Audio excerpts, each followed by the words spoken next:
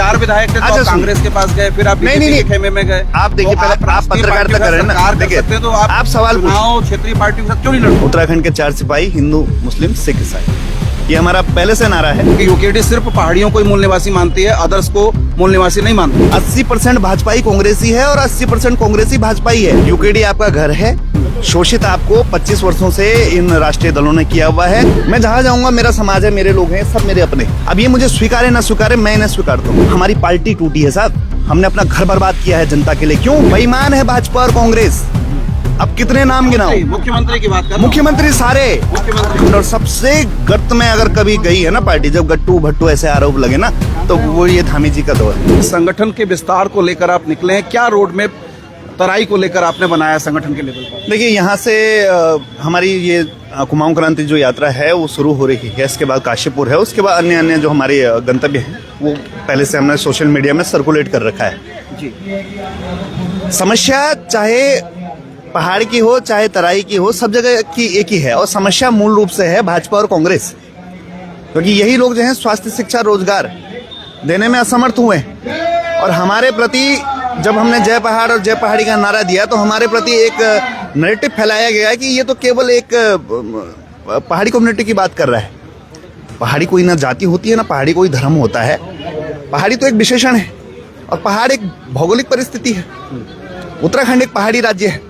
हमारे अनुसार तो यहाँ पर मैदान है ही नहीं। हमारे अनुसार तो उच्च हिमालय, मध्य हिमालय और निम्न हिमालय, हमने इस तरह से इस पहाड़ी राज्य को देखा था। और आप यदि उत्तराखंड की हिस्ट्री देखेंगे तो इसके लिए वालिया ने भी बलिदान दिया, इसके लिए त्यागी ने भी बलिदान दिया, इसके लिए सलीम ने भी बलिदान दिया और इसके लिए परमजीत सरदार ने भी बलिदान दिया, नेगी ने, रावत ने, भट्ट ने, सब ने दिया, पर सब ने अपने आप को पहाड़ी स्वीकारा। और आज हम जब जय पहाड़ी कहते हैं तो उन सभी समाजों की हम बात करते हैं। भाजपा कांग्रेस ने इस नैरेटिव को काट काट कर अलग से चलाया कि ये पहाड़ के लिए संकीर्णता यहाँ पर पैदा कर रहे हैं, ये कुछ संकीर्ण क्षेत्रवाद यहाँ पे करना चाहते हैं। क्षेत्रीय दल हम हैं जी, और क्षेत्रीयता हमारी पहचान है, पर हमारा जो क्षेत्रवाद है वो उत्तराखंड तक है। हमारा ना कोई जातिगत है, ना कोई धर्म है उसमें, ना उसमें गढ़वाल कुमाऊं है, कुछ भी नहीं है उसमें। आशीष भाई, राष्ट्रीय दलों से आपका मुकाबला है, क्षेत्रीय दल की क्या औपचारिकता है, क्या उसकी जरूरत है और क्या प्रासंगिकता आज के समय में आप उत्तराखंड में देख रहे हैं, जबकि लंबे समय से 25 साल हो गए राष्ट्रीय दल ही यहाँ पर काबिज रहे हैं? देखिए, इस प्रदेश के बुनियादी मुद्दे हल नहीं हो पाए। इस प्रदेश का मूल निवासी कौन होगा वो तय नहीं हो पाया। इस प्रदेश की बोली भाषाएं कैसे संरक्षित होगी उस पर कोई काम नहीं हुआ। इस प्रदेश का जो मूल निवासी है वो चाहे कहीं भी रहता, चाहे वो खटीमा रहे, उधम सिंह नगर, वो कमजोर है। उसको पाई पाई के लिए मोहताज किया गया है। वो सरकारी नौकरियों में नहीं है। वो तैयारी जरूर करता है पर उसके हिस्से की नौकरी किसी और को दे दी जाती है, जो यूपी से आता है, जो राजस्थान से आता है, वो ठेकेदार बन जाते हैं। मूल निवासी अगर आप आइडेंटिफाई नहीं करोगे कि यहाँ का उत्तराखंड का निवासी कौन है, तो आइडेंटिटी क्राइसिस यहाँ पे आ जाएगा, जो कि आ चुका है। मूल निवास पर अगर मैं बात करूं तो मूल निवास तराई में आप किसको मूल निवासी मानते हैं उत्तराखंड का? क्योंकि अगर यहाँ के हम थारू बुक्सा जनजाति की बात करेंगे, कई सारी और कम्युनिटी भी हैं जो 1950 से, जो आप गाइडलाइन करें कि 1950 होना चाहिए, क्या वो भी उत्तराखंड के मूल निवासी होंगे? क्योंकि इसको लेकर एक भ्रम है कि यूकेडी सिर्फ पहाड़ियों को ही मूल निवासी मानती है, अदर्स को मूल निवासी नहीं मानती। देखिए, ऐसा है, मूल निवास 1950 यूकेडी ने लागू नहीं किया है, वो संविधान कहता है। और संविधान को चैलेंज करने वाले हम कौन होते हैं? संविधान ने क्या बोला? 1950 से जो कोई जहां रह रहा है वो वहां का मूल निवासी है और उसका पहला अधिकार है। तो जब संविधान कह रहा है, और हम संवैधानिक लोग हैं भाई, हम संविधान की अवहेलना करने वाले लोग नहीं है।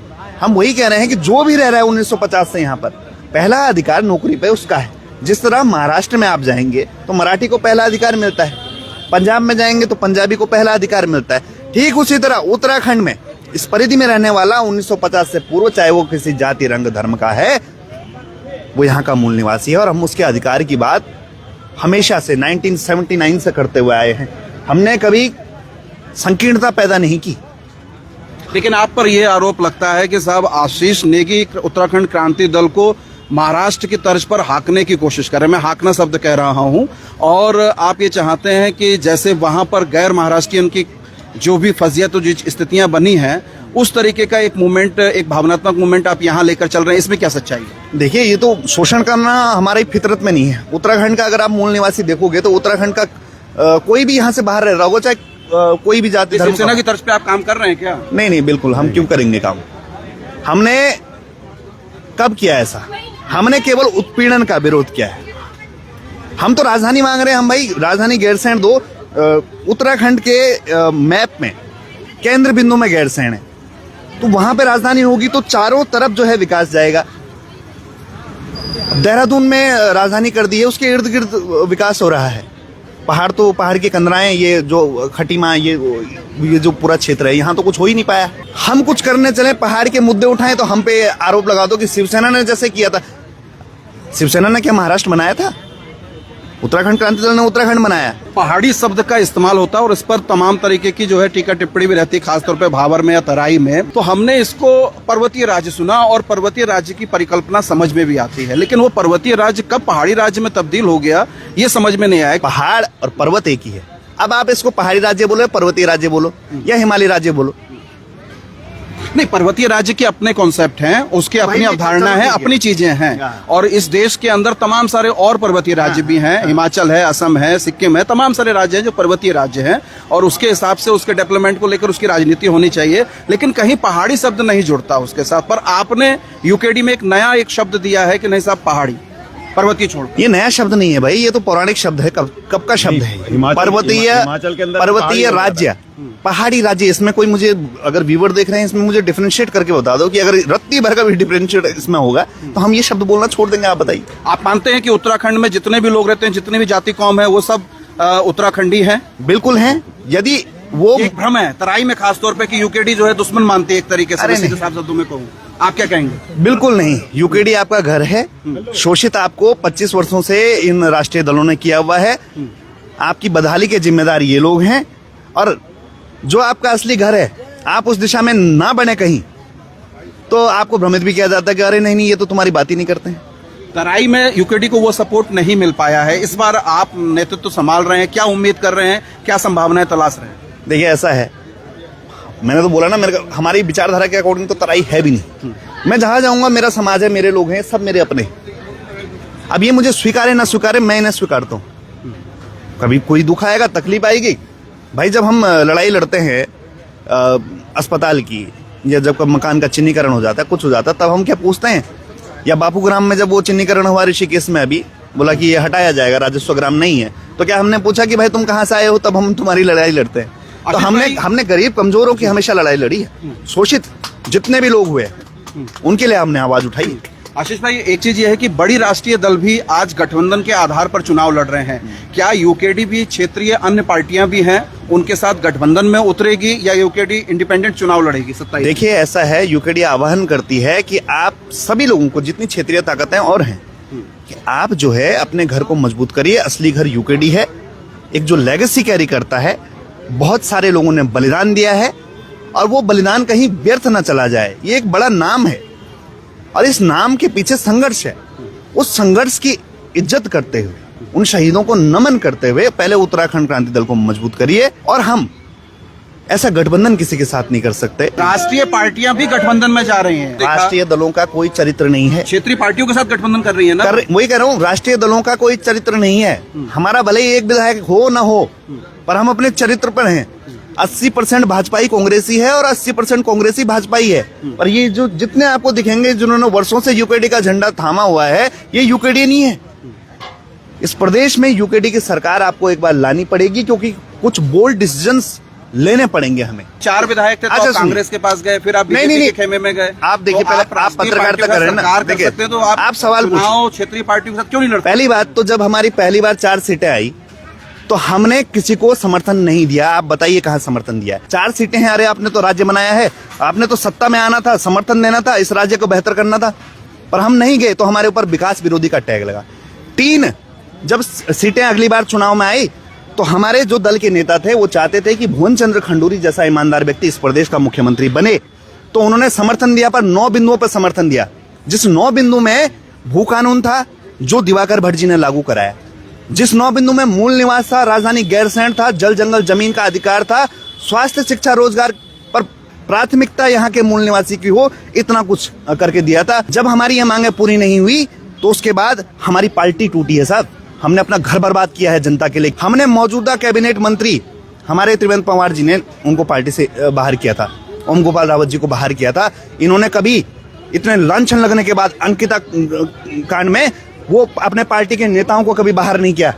और हम पे क्या आरोप लगता है कि तुम इधर गए उधर गए। अरे भाई एक बात बताओ, अगर इधर गए उधर गए तो तुम किधर हो? जब राष्ट्रीय दल में जाना है, समर्थन देना इतना बुरा है तो आपने क्यों झंडा उठाया? क्यों उनका सपोर्ट, क्यों उनकी रैलियों में गए? आपने सारे सवाल जो है ना, भुवन चंद्र खंडूरी ईमानदार मुख्यमंत्री थे, सबसे बेईमान मुख्यमंत्री कौन है, मौजूदा वाले या कोई और? बेईमान है भाजपा और कांग्रेस। अब कितने नाम गिनाऊं? मुख्यमंत्री की बात कर, मुख्यमंत्री सारे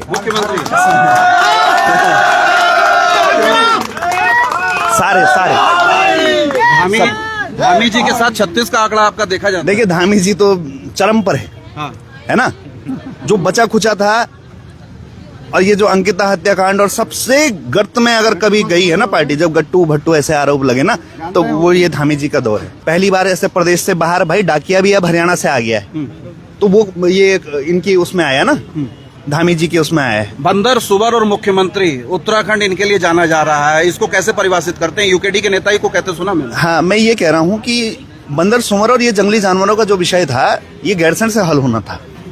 जब तक नेता आपका दुख नहीं झेलेगा ना, हमारा दुख नहीं झेलेगा, क्योंकि मेरा परिवार रहता है पहाड़ पे, हम गाय पालते हैं, भैंस पालते हैं, हम घास लेके जाते हैं जंगलों में, तो जंगली जानवर हमारे लोगों पर अटैक करता है। जब तक किसी नेता पर अटैक नहीं करेगा, जब तक वो गैरसैंण में नहीं रहेगा, उसका परिवार गैरसैंण में नहीं रहेगा, तब तक वो पहाड़ के लिए नीतियां नहीं बना पाएगा, तब तक वो समझेगा नहीं। तराई में आप खड़े हैं, रुद्रपुर मुख्यालय में खड़े हैं, यहाँ की 9 सीटें हैं, 9 की 9 सीटों पे चुनाव लड़ेंगे? बिल्कुल लड़ेंगे।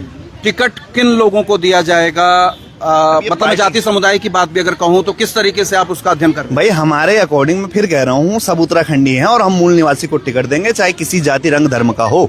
एक महत्वपूर्ण नारा भी आपके मंच से मैं देख रहा था, हिंदू मुस्लिम सिख ईसाई, वो नारा क्या है? क्योंकि तराई में कौमी एकता को बिगाड़ने की और नफरती ताकतें एक नए तरीके से जो है अपना फन फैला रही हैं। यूकेडी का पहला पन्ना अगर आप पढ़ेंगे तो यूकेडी धर्मनिरपेक्ष पार्टी है। उत्तराखंड के 4 सिपाही, हिंदू मुस्लिम सिख ईसाई, ये हमारा पहले से नारा है। मैं बोल रहा हूँ, आप संकीर्णता का आरोप भी किस पे लगाया जिसने इतनी बड़ी बात की हो? कोटद्वार में जो हुआ वो दुखद है।